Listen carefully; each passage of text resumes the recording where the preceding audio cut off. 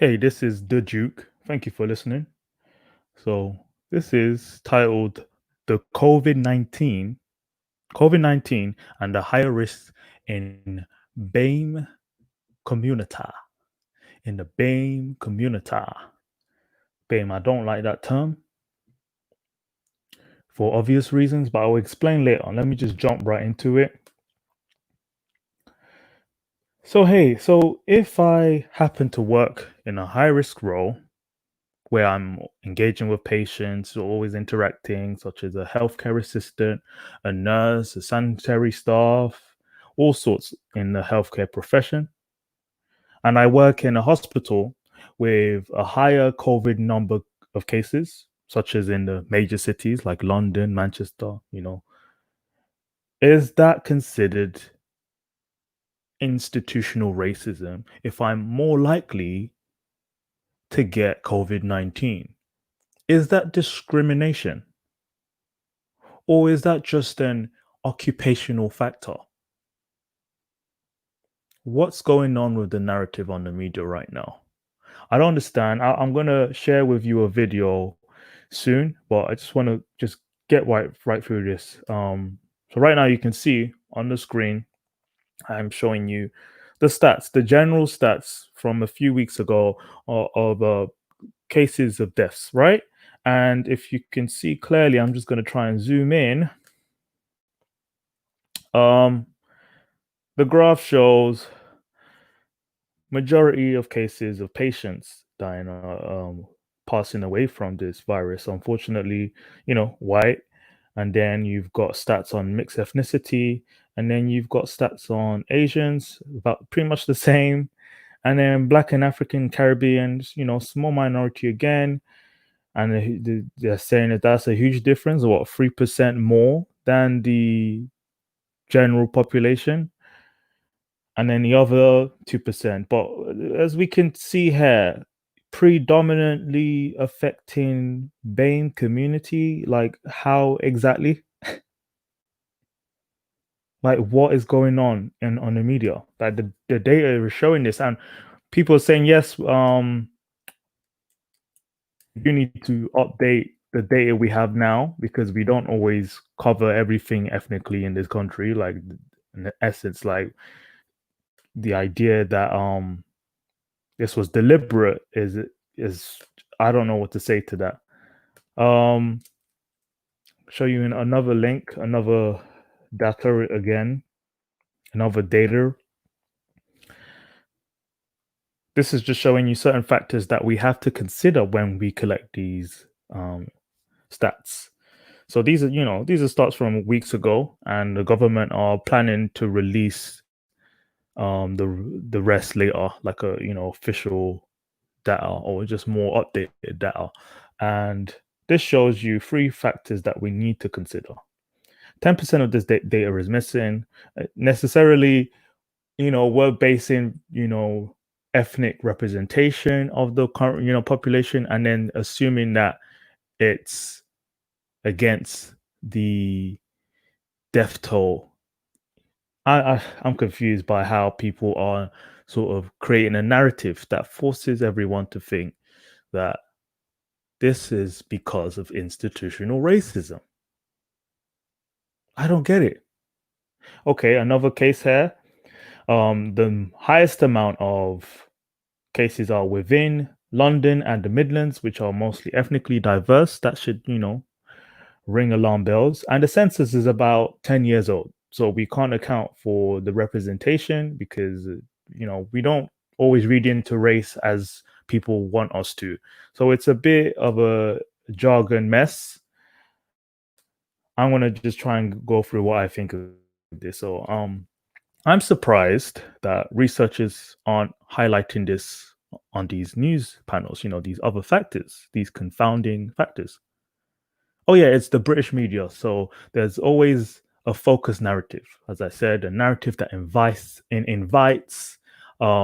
professors of victimhood. That's what I call them. I'm not going to name names, not yet, but on BBC, on Good Morning America, Good Morning Britain, we have these panelists that come in and have a set agenda. They use data. They listen to data and they take what they can from it and channel that point of view about racism or about neglect or about marginalization to a certain extent, right? I can say that specializing in dictating how specific groups suffer may account for some truths. Now, to a degree, they make a great point on how past history of neglect and whatever on other cases, on how grounds have marginalized, and a culture of low expectation, where everything that affects me as a black person or Asian or whoever you are, if you're non-white, is because of structural racism. They use raw data and charts to create one perspective, one that must link to institutional or structural racism. But I remember learning in school that not every correlation points to a cause. There may be confounding variables or factors, as I said before, that we can associate with trends. But let's neglect all of that. Let's F everything else we know that could link to these trends. Let's focus on institutional racism because it's a shock. It's okay. I'm gonna put a video of one of these news outlets giving the same narrative. I'll try and give my commentary on it. I'm sympathetic. Look, I'm a black person, so I understand there's an extent to how neglect works all across the country, all across the world, but it's not always specific to race. There are other factors we need to acknowledge: class, we need to acknowledge location, regional neglect. There's a lot more to these things. But look, hey, this is the media. This is the age of social media justice and creating narratives that just fits one perspective because there's 1 + 1 = 2. But let's not figure out the calculations. Let's look at something else. Even though there are 1, 2, 3 other factors, let's focus on what we think should be the right answer. Anyway, let me share with you the video I was concerned about. I'm gonna put on the audio. This video here, just watch it real quick. COVID-19, you are less likely to say that I don't feel well, or you're more likely to say that it's just a cough. They were the shocking findings that sent ripples through the NHS. Our survey that ultimately revealed ethnic minority staff think discrimination is the reason they've been hit so hard by COVID-19. I can't help but worry. If I get it, will I end up like them? We invited some of the most influential ethnic minority members. Did you hear that? Let's just go back in case you missed it. I can't help but worry. If I get it, will I end up like them? Ultimately revealed ethnic minority staff think discrimination is the reason they've been hit so hard by COVID-19. Sorry for the pauses. I'm just trying to make sure you all catch that. But can you see? I'm not exaggerating. Their main focus is that it's because of discrimination that I have a higher chance of contracting COVID-19. It's because of racism. I am scared because of race, because I'm brown, because I'm black, that this virus is going to affect me more because of discrimination. Wow. Guys, what is going on? What is going on? Let me finish this off. Can't help but worry. If I get it, will I end up like them? We invited some of the most influential ethnic minority members of the health service to give their assessment. Dr. Fasana Hussain, who represents GPs, Joan Sadler's in charge of equality for NHS leaders, Dame Donna Kinnair from the Nurses Union.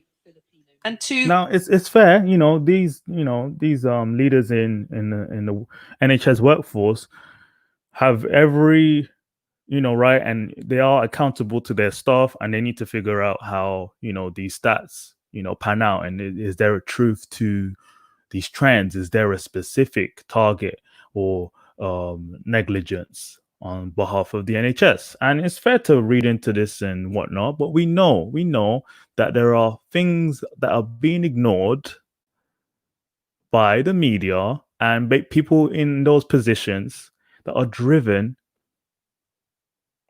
on one narrative alone. Well, I'm not going to play into it. Just, let me just.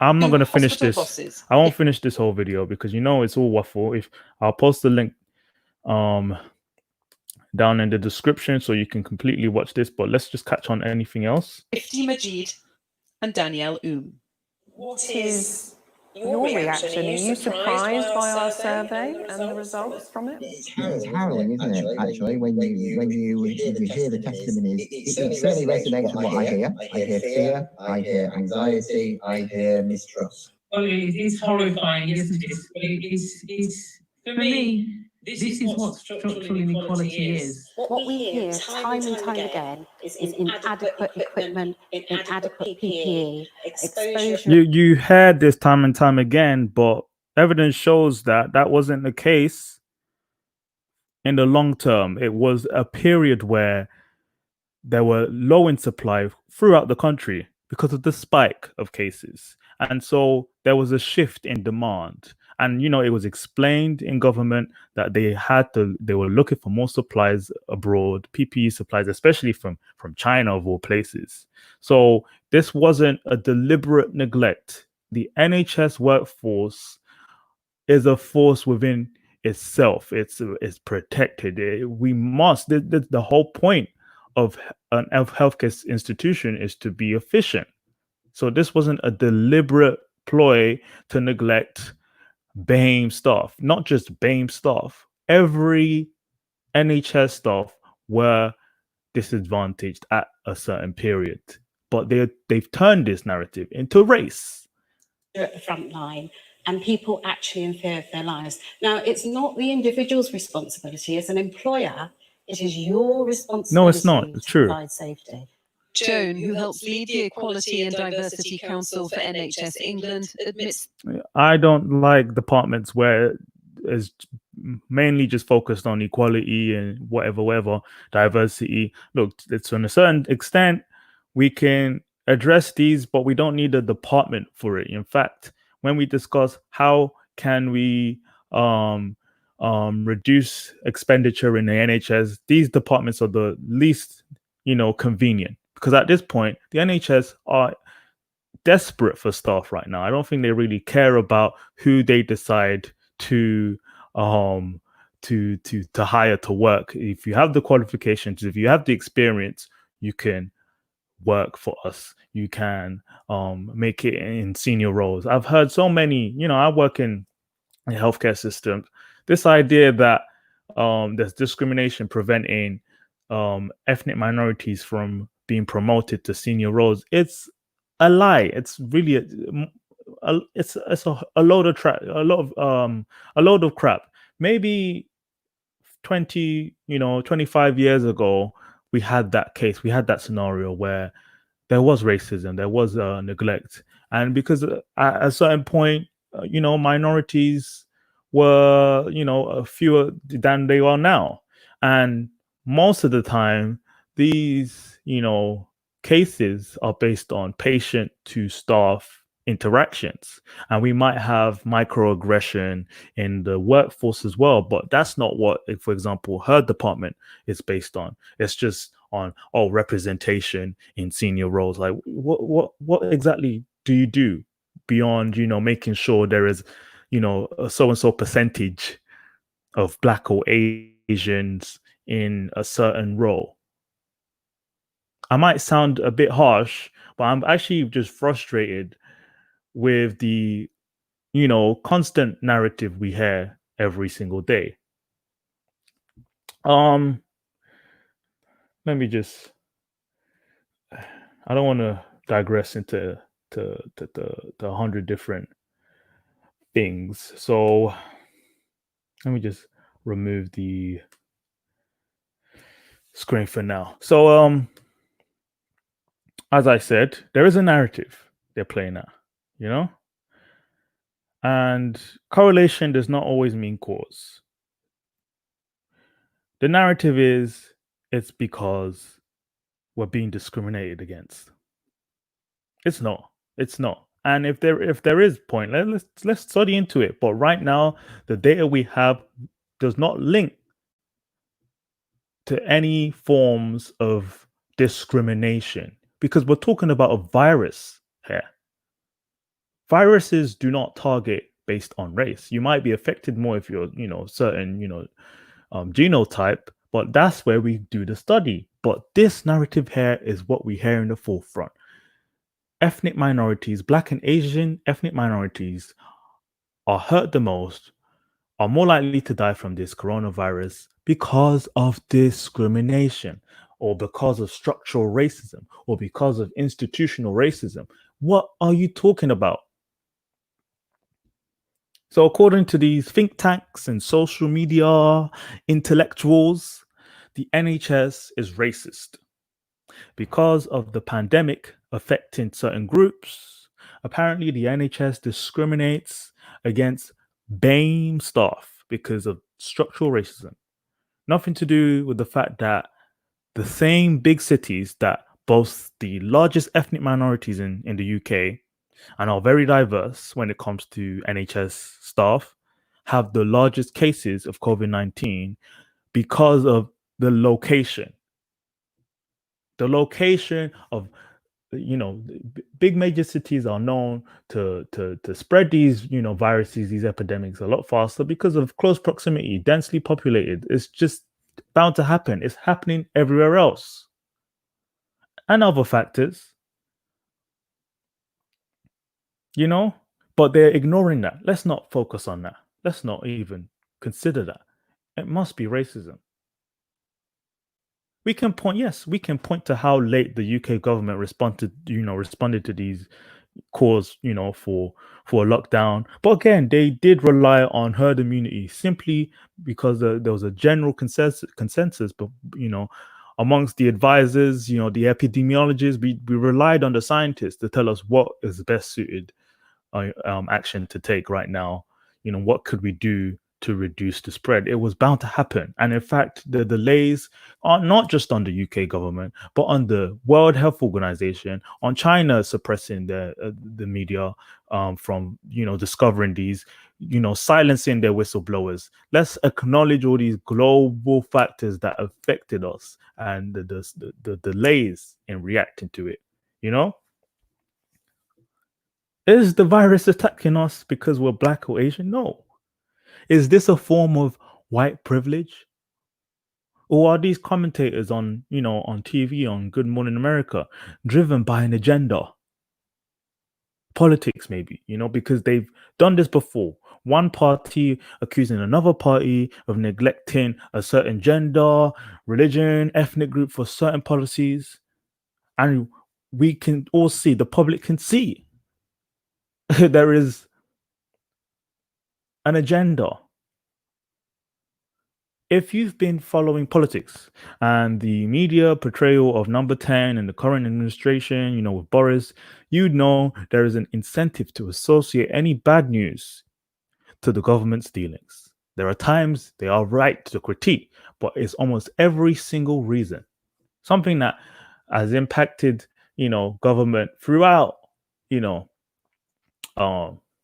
every administration, from Labour, the Tory, and back and forth. They've had the same issues that we could approach and criticize them for. But for some reason today, it's all Boris's fault. I don't have to be a big fan of Boris to know there is an agenda that is negligent on their behalf, especially the media.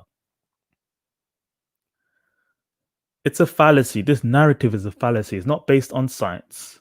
It's based on BS. Sorry for my French. We can talk about genetic variants. We can talk about underlying conditions that specifically affect certain groups, like hypertension and whatnot, and other factors. But why haven't they? I might have heard it once or twice, but there's this one focus. It's racism. It's racism. I'm tired. A lot of us are tired. I'm speaking on behalf of a lot of Black and Asian people. I don't, I'm not trying to be an ambassador for anyone, but for the voices that stay quiet and just ignore the news, aren't involved in politics, which is fine, we're not going to feed into it. And, the white British population as well, don't feed into this narrative that we feel like we're being victimized because of COVID-19. No, we're not. We're not convinced. And you'd realize there's a trend that the public seem to go against the media's narrative every time. Research shows we have the second least trusted press, second only to France in the world. That should scream volumes. That goes to show you, journalists, column writers, columnists, and those social media commentators that should say something about how we view people that are meant to be providing us with fairly balanced coverage. It's not even close. And that's all I have for you guys. Let me go through this clip one more time. Maybe if you want to might catch something else that's been Their said. reaction to the safety of staff was too slow. We haven't acted as quickly as we can, and that's something that we have had to try and instill in our organisations. Yes, that's the flaw in the system. They did not react. There was a delay in action. That's where we effed up. That's where the British government should have, played their role. And work with organisations to do in terms of risk assessments. Are they happening? We still don't know that actually. So you definitely doing your risk assessments? Oh yes, absolutely, definitely. Have you moved staff? Have you actually moved BAME staff from specific wards or roles? What the F is she talking about?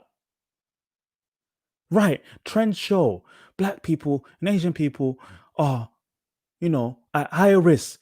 We must get rid of them. Do what? From the front lines of what? Okay, let's be fair. Let's be fair, because then again, this is a panic situation. We want to know what's the best actions, to take. Fair enough. What is the solution then? Are you saying that BAME staff, you need to work because we need, healthcare professionals to work? This is a crucial moment. Putting them on paid leave. Who's going to take their place? There aren't, enough staff to replace these, healthcare workers. Like, what does that mean? Doctors, nurses have to just be put on leave and strain the rest of the system. Like, what's going on? Or okay, another option, relocate them to less hazardous locations, like in the countryside, in the Midlands, in the north, where it's better, I guess. For the next 6 months, someone has to relocate to another part because stats show that they are more likely to die from corona. Don't people understand how stats work? It's not the gospel. It's a tool. It could, point to something, but right now we don't have that. And this idea that they're just more exposed and they more likely to, I promise you that which hospitals are likely to have higher deaths in staff and patients, you would see the same trend amongst those who are white there too. So the idea of replacing these BAME staff, like when we say BAME, they're talking about every non-white person in this country. You're saying replace them with the right white population to put them in the quote unquote front lines. Would that change the trend? Other people could die as well. Okay, that's the whole point.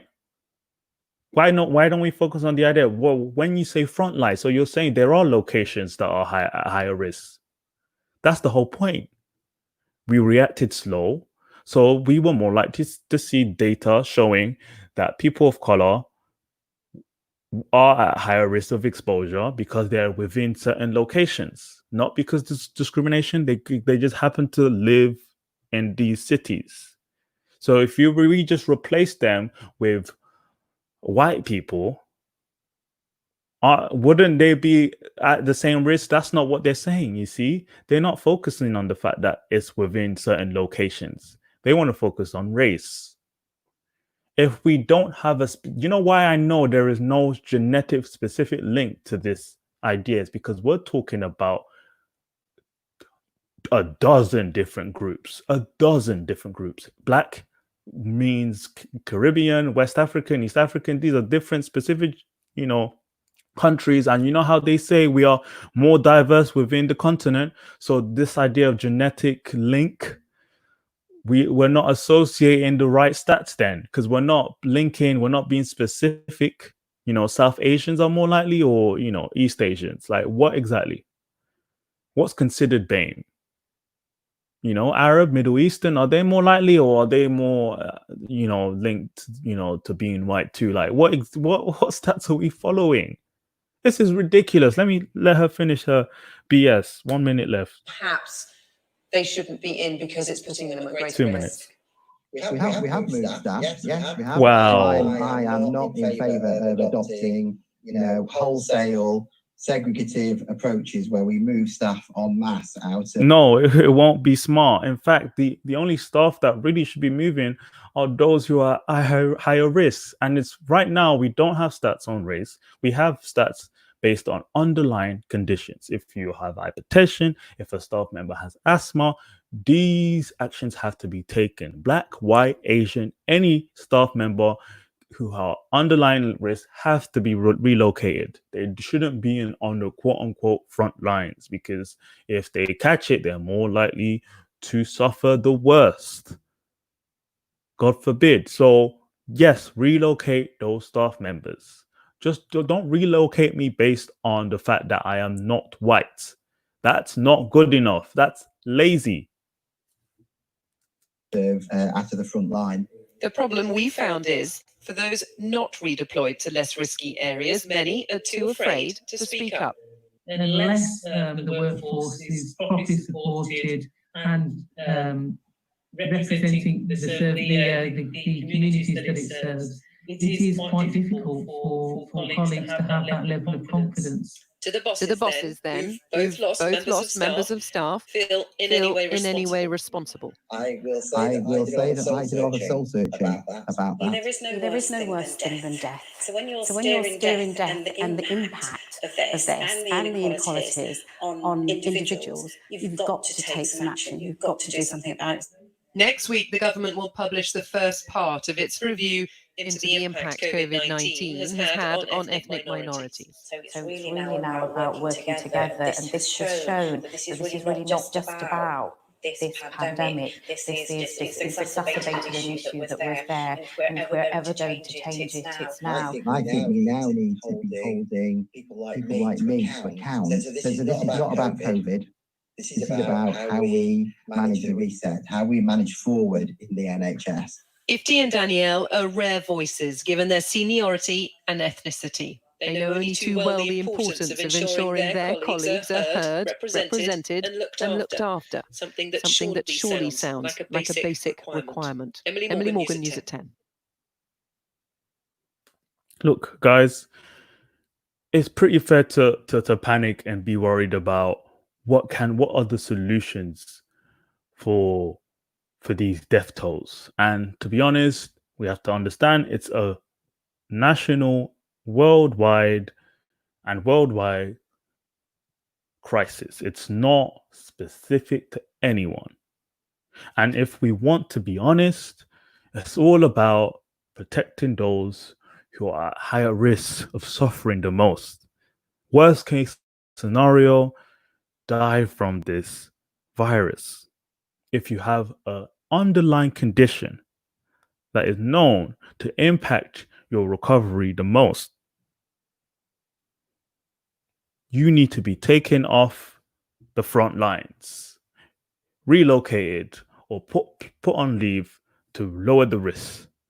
Asthma, hypertension, cystic fibrosis, any link to any respiratory conditions you've had in the past, any surgeries, heart condition, every member of staff at higher risk must either relocate or be put on work leave. That's the whole point. That would reduce the numbers even amongst ethnic minorities in the UK, in the NHS staff. We have to acknowledge the specifics first before we create these agendas on race. It's lazy. Do you know why I'm more annoyed? It's just the term itself. BAME communities. BAME communities? We are not a monolith. You have to acknowledge the essential link to higher numbers in the BAME community is based on where we live. It's a huge link, location-wise. And if we want to call that the front lines, fine. But when we talk about the workforce, the NHS workforce, and when we talk about the death tolls, the stats still are set. Let me show you the graph one more time, because I think people are very confused. They don't realize the stats are still set on one fact alone. Everyone is affected. As you can see, everyone is affected and is proportional to their population size. This graph was just from a month ago. It was published on BBC. I don't know why people are ignoring this. I don't know about why some of these specialists, these researchers are ignoring this. Some people aren't even specialized in this area because you're not even in the medical field. You shouldn't really be talking about this. Like these are from reports I've seen before, but they're linking this to institutional racism. But as you can see, you've got split into very odd groups. Okay, you got white. White could mean anything. What type of, Polish, French, English, mostly English, obviously. Mixed ethnicity. Mixed ethnicity. Does that mean every mixed ethnicity? Like, what the hell is going on? Black, white, Asian, white. How would we figure out the genotypical differences if we group people like their flock? Asian can mean anything. That's the thing. If we want to link these to maybe genetic underlying conditions, can we acknowledge the specific groups? These are generic, very generic. Black, African, Caribbean might have more similarities, but again, still a generic terminology because we're not all the same and other. See how ridiculous the narrative is when we can see a graph that essentially links to the same trend. Almost a representative. Oh, look, Black and Asian and Black and African and Caribbean are more likely to get it by 3%. Oh my gosh, this is so high. Excuse me, underlying factors too, but they won't acknowledge that. They won't acknowledge location. They won't acknowledge anything else. Because maybe this virus knows what white privilege looks like. Guys, I am tired of this narrative. I am tired. Okay? But I had to let this out off my chest. I feel like I don't hear enough from those who really see between the lines of the BS we hear on the news, in the media. Because in fact, this might have impacted how the general public think. Maybe people are sitting at home thinking, oh, I'm seeing all this news about how ethnic minorities are more affected by this virus. So maybe I should go to the beach because I'm not Black, I'm not Asian, so I'm less likely to get it because I'm white. And we know that's not the truth. But it might subconsciously affect how the general public view this pandemic. Black people get it more than we do. So I guess that's unfortunate. Let me just go to the beach then, because I guess no, you are more likely to, you're as likely to get it. You're as likely to get it. But maybe you live in a countryside, you're less exposed to more people. you're better off. But essentially, look, this virus is not discriminating. 3-4 months ago, on social media, it was trending. Black people aren't getting this virus. Hey, everyone it was like banter, like assuming that we don't get this virus, and then boom, a spike. It must be discrimination. It's retarded, guys. We need to stop. We need to do better. Okay, that's all I have for you guys. Thank you for listening to my commentary. Like, comment, and subscribe. Let me know what you think. If you disagree with me, I am willing to listen and debate it out. Fair enough. I don't have an extreme agenda. I see both sides. I understand. This is the Duke. Stay tuned. Thank you.